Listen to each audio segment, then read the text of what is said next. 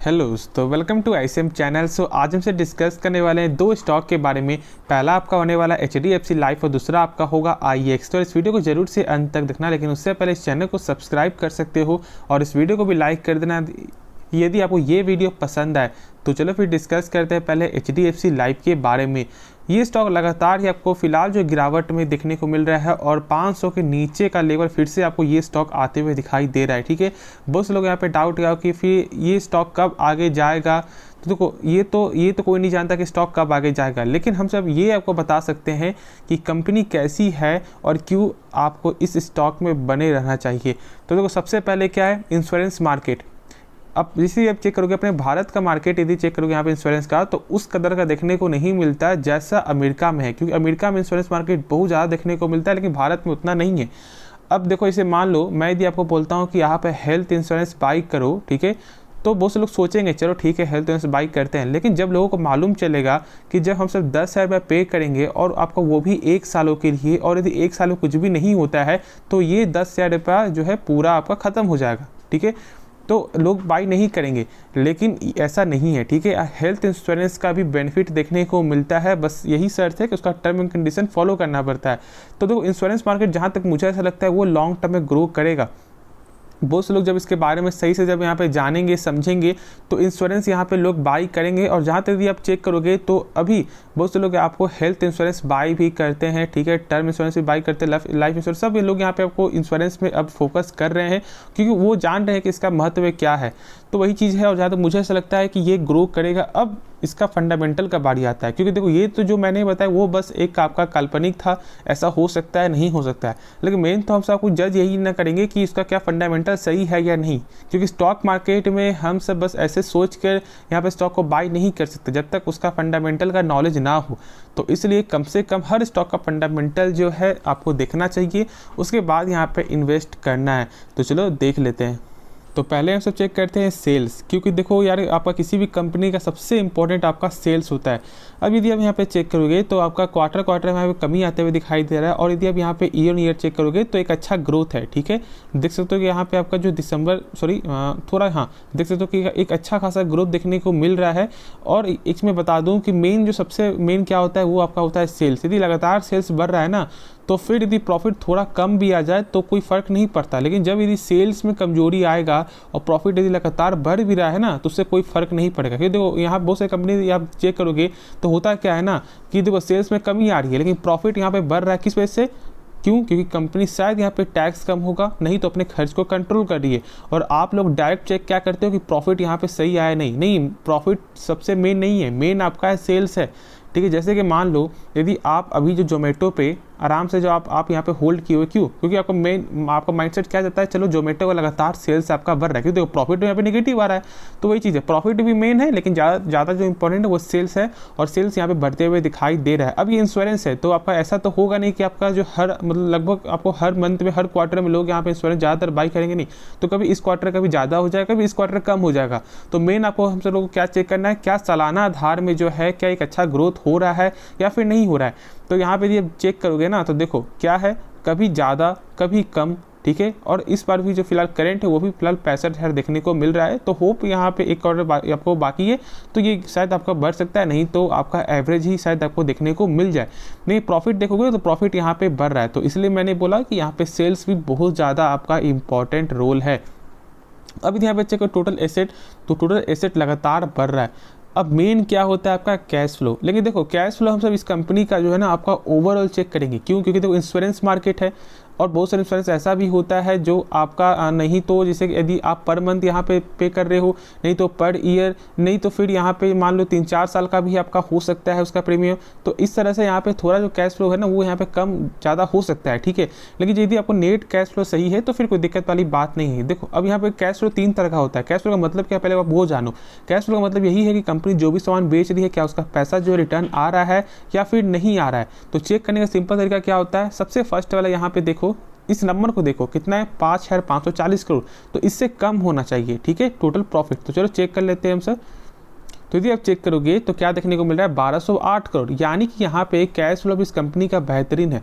तो फिर डरने वाली बात क्या है, और इसलिए मैंने बोला कि आराम से इस कंपनी को आप होल्ड करके चलो। और जब यदि आपको फंडामेंटल के बाद जब आपको नॉलेज होगा ना, तो आपको जो है पेशेंस खुद अपने आप आ जाएगा। यदि आपको नहीं नॉलेज होगा तो फिर आपको किसी के सहारे, यदि आप किसी का सुनते हो कि हाँ स्टॉक में बाई करना है, सेल करना है, तो उस सहारे आप यहाँ पे रहते हो। लेकिन यदि जब आपको खुद से फंडामेंटल यदि आपको नॉलेज होगा तो फिर ये सब का कोई दिक्कत वाली बात ही पैदा नहीं होती है, और खुद ही आपको ऑटोमेटिक पेशेंस भी आ जाएगा। तो मेरा मेन पर्पस यही है कि आप लोगों को कुछ सिखाना, ठीक है, और वही चीज़ मैं यहाँ पे सिखा भी रहा हूँ। बाकी यदि आपको ये वीडियो पसंद आ रहा हो और यदि कुछ सीखने को मिला हो तो इस वीडियो को जरूर से लाइक कर देना।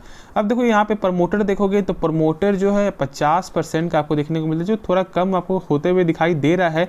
लेकिन देखो मेन प्रमोटर होता है, और यदि प्रमोटर घट रहा है, यदि मान लीजिए आपका प्रमोटर बढ़ता है ना, तो ऐसा हम सब क्या सोचते हैं कि चलो लॉन्ग टर्म में एक अच्छा यहाँ पे मुनाफा, एक अच्छा गेन कुछ जो है, यानी कि कुछ कंपनी सोच रही है इसके बारे में। लेकिन जब सेल होता है तो डर तो पैदा होता है। लेकिन साथ में यदि आप चेक करोगे यहाँ पे आपका FIS का, तो यहाँ पे बढ़ते हुए दिखाई दे रहा है। देख सकते हो 26 से 30% आपका हो चुका है, लगातार बढ़ते हुए दिखाई दे रहा है।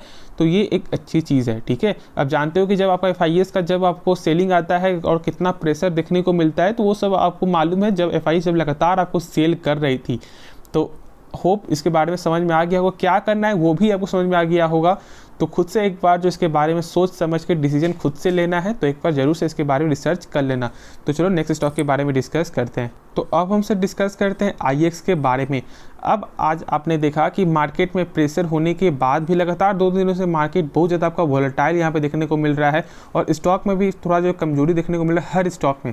लेकिन IEX में क्या है कि ये स्टॉक बार बार आपका जो है 150 तक जाता है, फिर उसके बाद यहाँ पे नीचे आ जा रहा है, या फिर 150 के ऊपर जा भी रहा है तो फिर तुरंत ही नीचे आ जा रहा है, यानी कि सस्टेन नहीं कर पा रहा। इसलिए मैंने कहा था कि जब तक 150 के ऊपर जब तक सस्टेन ना करे तब तक थोड़ा वेट करना चाहिए। अब तो आप जानते हो कि जब सरकार ने जो फैसला लिया है, जो सरकार का जो यहाँ पे डिमांड किया है कि 3 महीने के बाद जो है यहाँ पे क्या पावर का सेल्स, जो पावर डिमांड बढ़ सकता है, तो इसलिए जो भी कोल बेस्ड जो भी पावर प्लांट है वो अपनी फुल कैपेसिटी से वर्क करे, ठीक है। यानी कि सरकार को ऐसा लगता है क्या कि 3 महीने बाद इसका डिमांड बढ़ जाएगा। तो इससे क्या होगा मालूम है, इससे हो सकता है कि शायद 2-3 महीने बाद जो है IEX में तेज़ी देखने को मिले। अब कंपनी तो ये ख़राब है नहीं, मैंने इसके बारे में हर चीज़ आपको बताया हुआ है कि कंपनी का कैसा फंडामेंटल है। मैंने बहुत सारा वीडियो इसके बारे में बनाया हुआ है, और इसलिए बोल रहा हूँ कि IEX एक बेहतरीन शेयर है। बस इसमें जो अभी फ़िलहाल इतना ज़्यादा प्रेशर क्यों है, पहला सेल्स, ठीक है, दूसरा क्या FIS का लगातार जो स्टेक सेल हो रहा है ना, उसकी वजह से यहाँ पे प्रेशर बनते हुए दिखाई दे रहा है। अब कंपनी देखो बाईबैक लाई, उससे कोई भी बेनिफिट आपको देखने को नहीं मिलेगा, क्योंकि मैंने बताया कि बाईबैक जो वो ओपन मार्केट के जरिए है, और मैंने आपको ये भी बताया है कि ओपन मार्केट और टेंडर मार्केट में क्या होता है। यदि आप फिर से जानना चाहते हो तो मैं एक बार आपको बता दूं आपको फिर से कि ओपन मार्केट का मतलब ये है कि जैसे कि मान लो कंपनी ने फिक्स कर दिया कुछ भी प्राइस, ठीक है, तो वो ऐसा नहीं है कि वो जब प्राइस आएगा तो ही कंपनी बाई करेगी, नहीं, जब उससे सेलर मिल जाएंगे तब वो यहाँ पे बाई करेगी। लेकिन टेंडर में क्या होता है कि मान लो कंपनी ने फिक्स कर दिया 200 का प्राइस, तो यहाँ पे 200 के प्राइस में ये स्टॉक बाई करेगी। अब मान लो यदि उस दिन आपका जो सेलर यदि उस दिन आपको नहीं मिलता है, तो फिर कैसे, तो फिर आपके पोर्टफोलियो से जितना उनका ज़रूरत है उस हिसाब से वो यहाँ पे स्टेक को सेल करेंगे, 1% 2% ऐसा हो सकता है, ठीक है, और फिर क्या उसका पैसा जो रिफंड कर देंगे आपके अकाउंट में। तो इस तरह का प्रोसेस आपका होता है, और इसलिए हम सब टेंडर ऑफर को जो है यहाँ पे बेस्ट मानते हैं, और वही चीज़ है। अब होप इसके बारे में समझ में आ गया होगा ना। तो अब यदि कोई भी ऐसा मान लो कुछ भी मालूम चलता है कि ये स्टॉक बाईबैक दे रही है ओपन टेंडर, तो ये आप पूछ सकते हो कि हाँ ओपन है या टेंडर है, और ये आपको बेनिफिट भी देखने को मिलेगा। तो यार इसके लिए तो लाइक कर दो। तो चलो अब देखो यहाँ पे इसका जो है आपका आज गेन हुआ है। अब जो मैंने बताया फंडामेंटल, तो फंडामेंटल तो इस कंपनी का बेहतरीन है। जैसे कि ROC यदि चेक करोगे, ठीक है, लगभग 3 गुना से ज़्यादा देखने को मिलता है। यानी कि कंपनी जो भी सामान, जैसे कंपनी अपने ऊपर मान लो जो भी पैसा लगा रही है, 100 रुपये लगा रही है अपने 1 साल में, ठीक है कंपनी, तो उसका वही 100 रुपया लगभग बन जाता है कितना, 136 रुपया। तो सोच लो कितना अच्छा है। और मैंने बताया हुआ है कि कम से कम 12% तो होना चाहिए, ठीक है, कम से कम 12%। तो यहाँ पे 3x टाइम्स से ज़्यादा देखने को मिल रहा है। तो इसी बात से आपको समझ में आ रहा है मैंने बताया दो चीज़ ही बस यहाँ पे निगेटिव है, सेल्स है और आपका FIS का। लेकिन सेल्स क्या है कि वो थोड़ा अप्स एंड डाउन देखने को मिलता है, तो यदि लगातार 2-3 क्वार्टर में यदि एक अच्छा सेल्स देखने को मिल जाएगा ना, तो पीछे का सारा जो भी सारा का गिरावट है वो सब भूल जाएंगे हम सब। लेकिन FIS का जो है वो यहाँ पे स्टेक बनना है। यदि सेल थोड़ा वो यदि लगातार कम होगा तो प्रेशर थोड़ा थोड़ा बनते हुए दिखाई देगा। लेकिन कंपनी खराब नहीं, आराम से निश्चिंत रहो, होल्ड करके चलो। बाकी जो भी डाउट है आप कमेंट पे पूछ सकते हो और एक बार खुद से भी इसके बारे में जानने की कोशिश करना है। खुद से यदि जानोगे तो बेहतर होगा। अब कंपनी का मार्केट कैप चेक करोगे तो लगभग 12,500 करोड़ के ऊपर का मार्केट कैप है और पी चेक करोगे तो 42 का पी देखने को मिल, थोड़ा सा हाई है। लेकिन जो मेरा क्या मानना है कि आप एक हाई पी वाले स्टॉक को बाई कर लो, लेकिन कभी भी एक लो पी वाले स्टॉक को बाई मत करना। होता क्या है कि बहुत से लोग यहाँ पे देखते हैं कि जिसका कम पी है, 1 पी है, 2 पी है। अब देखो मान लो जिस कंपनी का 1-2 पी है और यदि कंपनी यहाँ पे आपका जो डिविडेंड पे कर रही है तो फिर सही है। लेकिन यदि कंपनी कुछ भी पे नहीं कर रही है डिविडेंड और इसका जब 1 पी है, 2 पी है या 5 पी है, तो ऐसा मत समझना कि उसका वैल्यूएशन बहुत कम है तो हम सब बाई कर लेते। शायद ऐसा कुछ हो सकता है कि उसका एक पीछे एक बड़ा जो है यहाँ पे कांड हो चुका है, तो इसलिए ये सब भी देखना जरूरी है। और माइनस में पी वाले स्टॉक को बाई तो भूल से भी मत करना।